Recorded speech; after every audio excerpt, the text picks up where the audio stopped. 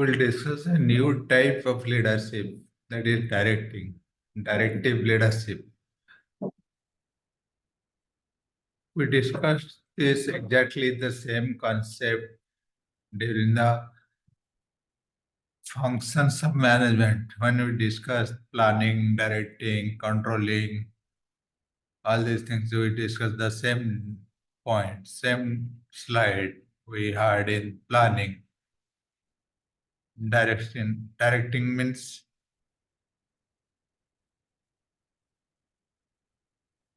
there are some leadership we have seen which is mainly consisting of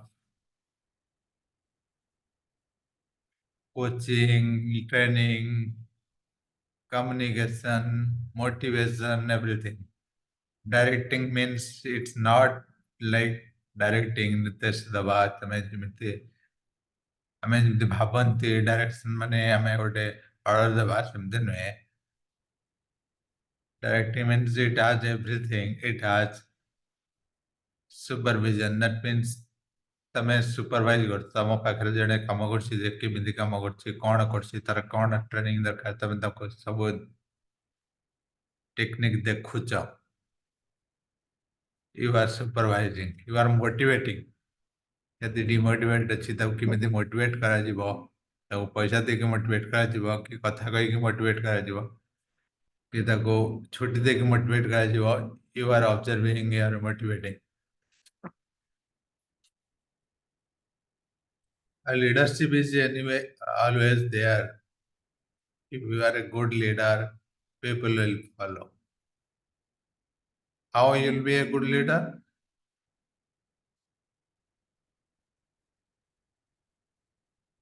There are a lot of traits, lot of behavior we studied for leadership.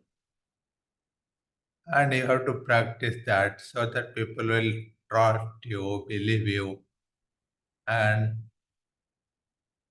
see what you are practicing, what you are executing, the same thing the team will do after seeing yours.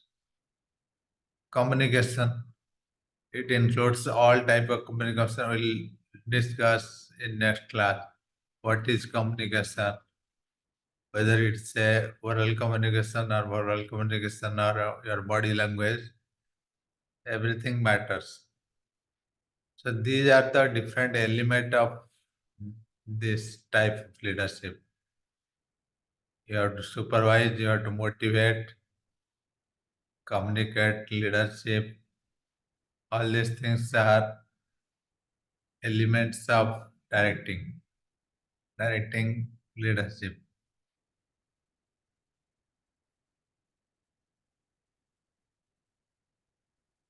There are different advantages and disadvantages of this type of leadership.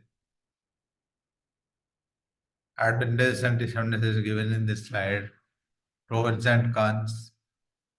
Pros of directive leadership can stabilize hierarchical organization. In an organization, if the structure is hierarchical, that means in the top level, the direction is coming to the bottom level. So each level they are giving direction, it will stabilize, it will enhance more productivity when the directive leadership is there. Directive leadership allows the nimble decision making. What is nimble decision making? Nimble decision making is flexible on a need basis. Whenever you want some decision for a particular situation, you should able to do it, you will flexible to do it, like agile. So on a need basis, whatever required, whenever required, you have to change your plan, you have to take the decision on a need basis. That is nimble decision making. Not everyone wants to lead. କେତେ ପିଲା ଥାନ୍ତି ତମେ କ୍ଲାସରେ ଦେଖିଥିବ ତମ ଗ୍ରୁପରେ ଦେଖିଥିବ ଅନେକ ପିଲା ଥାନ୍ତି ଲିଡ୍ କରିବାକୁ ଭଲ ପାଆନ୍ତି ଅନେକ ପିଲା ଥାନ୍ତି ଲିଡ୍ କରିବାକୁ ଭଲ ପାଆନ୍ତିନି ସେମାନେ ଖାଲି instructions ଶୁଣିଲେ କାମ କରିଦେବେ। It depends on the nature, depends on the attitude. କିଛି ପିଲା ଥାନ୍ତି ସବୁ କାମରେ ଆଗକୁ ପଳେଇବେ, ସବୁ କାମ କରିଦେବେ। କିଛି ପିଲା ଥାନ୍ତି ତାଙ୍କୁ କହିଲେ କରିବେ, ନ କହିଲେ ନାହିଁ। Depends on the behavior of the human. Not everyone wants to lead. Quick and ready. If an urgent problem in the workplace arises that need quick solution, directive leadership knows how to direct their team and take action. Most of the times, directive leadership are aware of the situation. So they know who is going to work on what, how they want to direct. So that is one advantage. Disadvantage is also given here. Directive leadership can quickly develop into micromanaging. ପ୍ରତ୍ୟେକ କଥାରେ interfere କରିବା,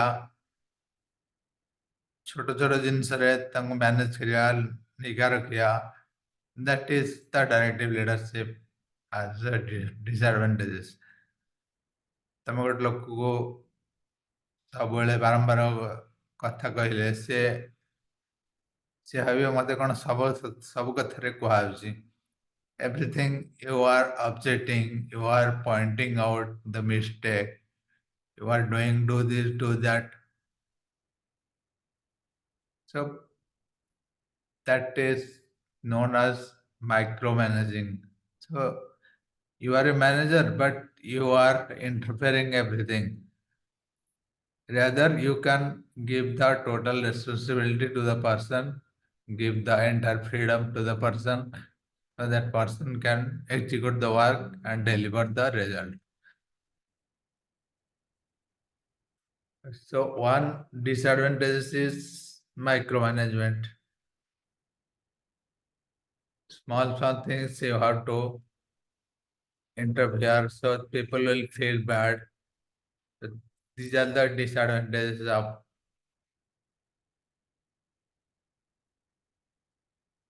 directive leadership. This is one major function in business while you are studying the management. So the main function is planning, executing, controlling, directing. We studied this same thing. Here we studied. I am going back to the same slide. Planning, staffing, organizing, controlling, directing. These are the main function of management. Directly one type of leadership, what we are discussing. The same thing we discuss here. What is planning, what is staffing, what is organizing, controlling, and directing.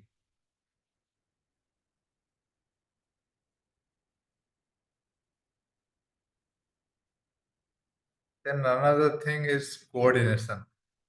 Coordination is the process of organizing people or groups so that they work together properly and well. From this word, you can understand easily what is coordination. Helping each other. ତମର ଗୋଟେ କାମ କରିବାର ଅଛି, ଘରେ ଗୋଟେ କାମ କରିବାର ଅଛି. Unless you coordinate each other, you cannot execute it. Suppose ତମ ଘରେ ଗୋଟେ function ଅଛି, କାହାର ଗୋଟେ ବାହାଘର ଅଛି, କି ବ୍ରତଘର ଅଛି, କି ଗୋଟେ ଯେକୌଣସି କାମ ଅଛି, function ଅଛି, ଗୋଟେ ଭୋଜି ଅଛି ଘରେ. You have to coordinate. Your brother will do something, your father will do something, your mother will do something. You coordinate each other, then the entire thing will happen properly and smoothly. So that is coordination. So in any business house, any industry, any organization, the coordination is required. Coordination is the function of management which ensure that different department and groups work in sync.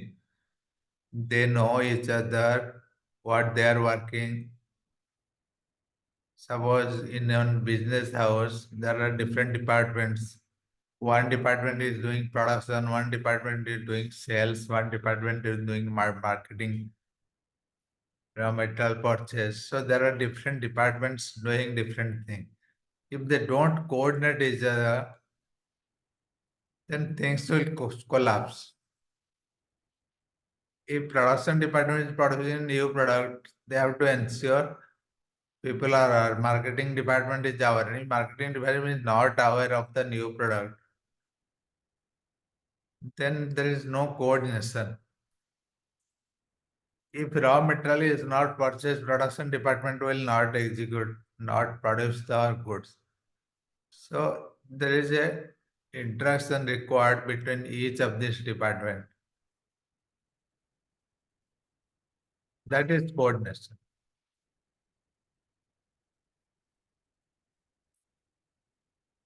Features of coordination. Coordination integrates group effort, ensure unity of effort, continuous process.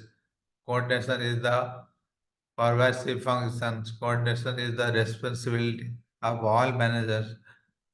Coordination is the deliberate function. So these are the features of coordination. Coordination is the responsibility of all managers. Coordination is not the task of only top level management, but managers working at a different levels try to coordinate the activity and the organization. Suppose you are working in a low level, you are managing only 5-10 people and you are responsible for a small product. You think coordination is not my job. Only top level management is doing that. That is not correct. So every level, every employee is responsible for coordination. So everyone is talking each other, everyone is responsible, all managers in the organization, all employees, everyone is equally responsible to coordinate with their respective work with concerned team, concerned members. That is the features of coordination. It is a continuous process. If you coordinate, if you work together today, it doesn't mean that tomorrow you will forget. Every time you have to do that work. Every time you have to coordinate with your colleague and your parallel department, co-worker, whoever looking information from you. So that's why it is a continuous process.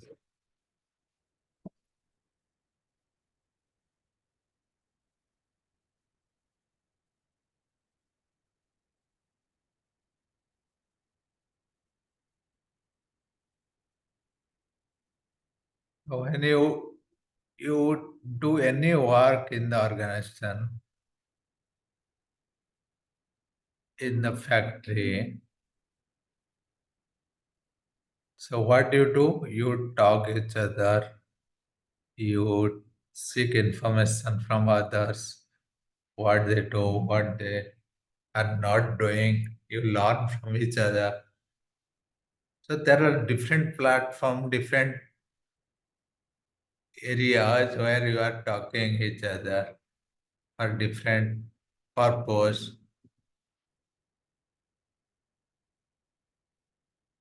And when you are talking, when you are discussing, you are talking in a positive mode, positive purpose.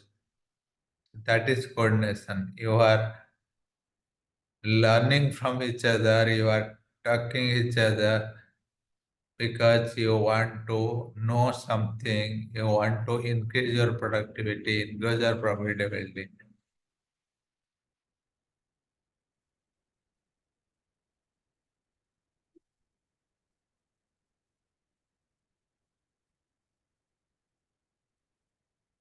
That way, you are learning everyone, everything from the organization.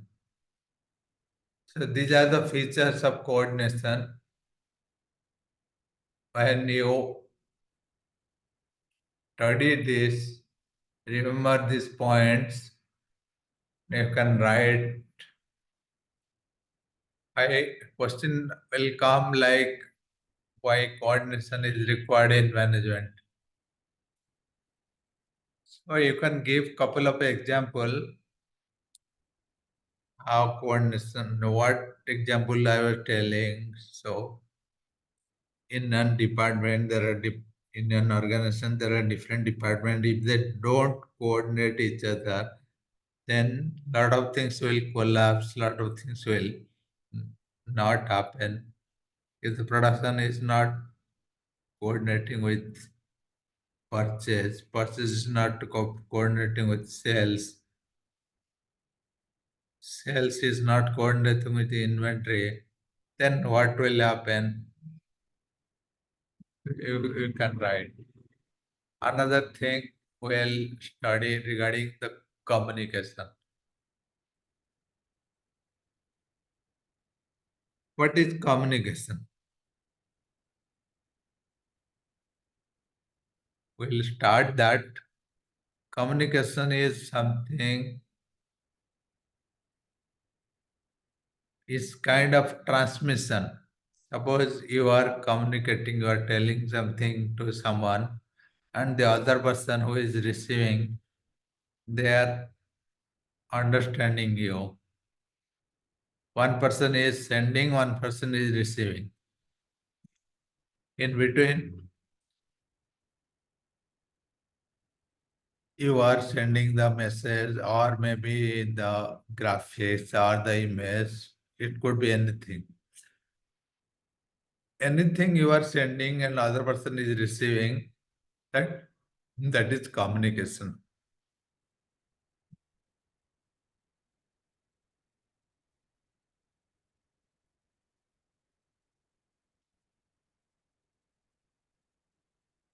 We have one slide here. Communication is the art of giving, receiving, and sharing information. In other words, talking or writing and listening or reading. Good communicator listens carefully, speaks or writes clearly, and respects different opinions. So this is the definition or meaning of communication. This is an act of giving and receiving. So you are giving, one person is receiving. There are different types of communication. When you say something, that is verbal communication. When you don't say something, non-verbal communication. Written communication, when you write something like email. Listening communication, you are listening something. I'm telling and you are listening. That is listening communication. Visual communication. Visual communication, while something you can see and understand. In your smartphone or any phone, there is something, or computer, there is a graphics.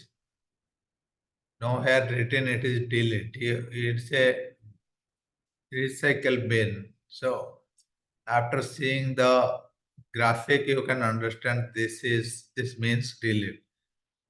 So when someone is calling you in your smartphone, you know which key to press, which key to press to cut and lift the phone. So there is nothing written there. So it's only symbolic. So that symbol you understand. That type of communication is visual communication. You can see.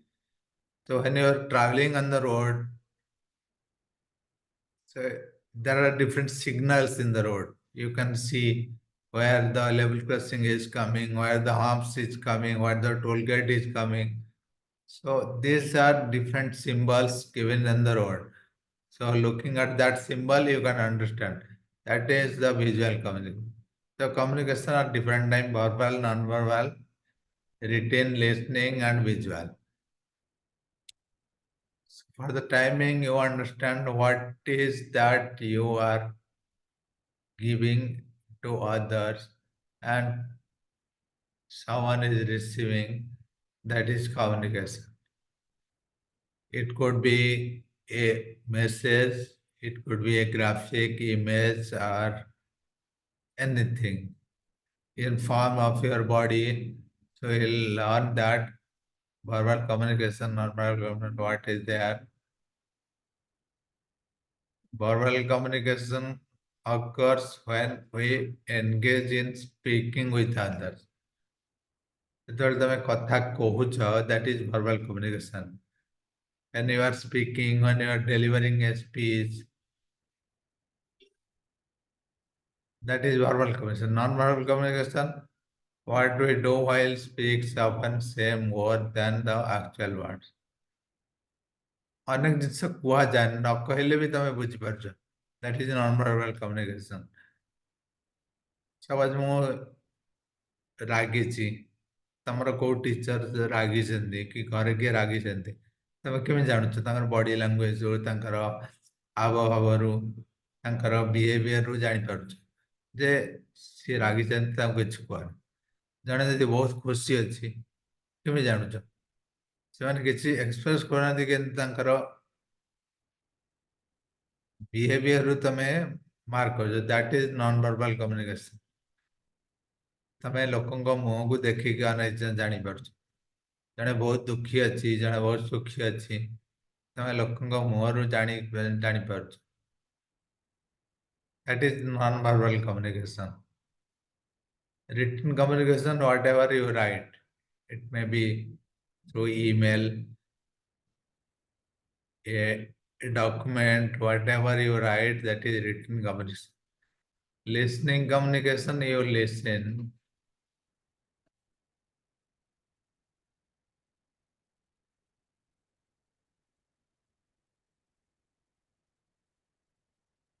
Any speech, any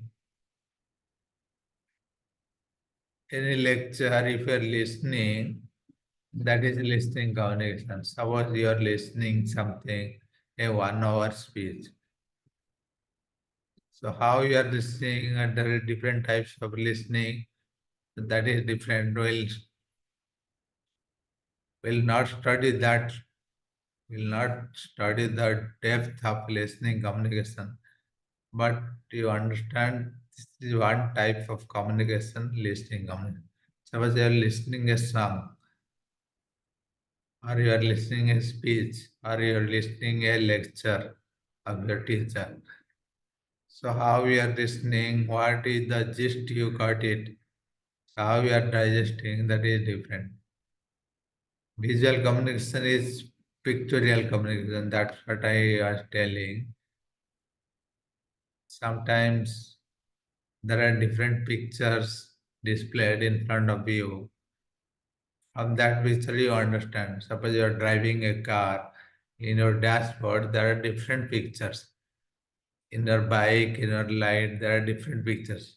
How the headlight is coming, how the dipper is coming. So, looking at the picture, you can understand the head beam is coming, the dipper is coming. So those are visual communication. There are different visuals given in the receiver. So someone is sending, someone is here also, someone is sending, someone is receiving. The message is sending and you are receiving. It could be verbal, non-verbal, listening, or written, or visuals, whatever may be. But someone is sending, someone is receiving. That is what the communication means. We'll understand the barriers of communication, modes of communication, what are the different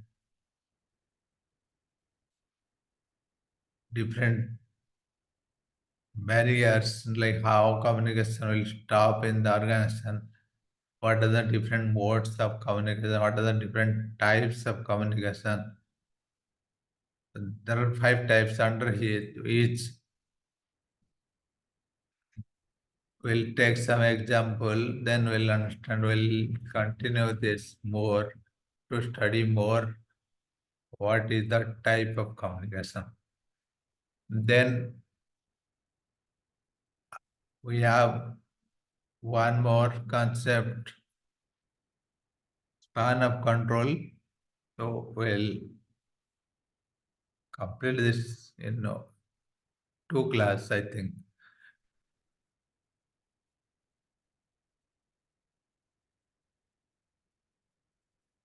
This communication will continue in the next class.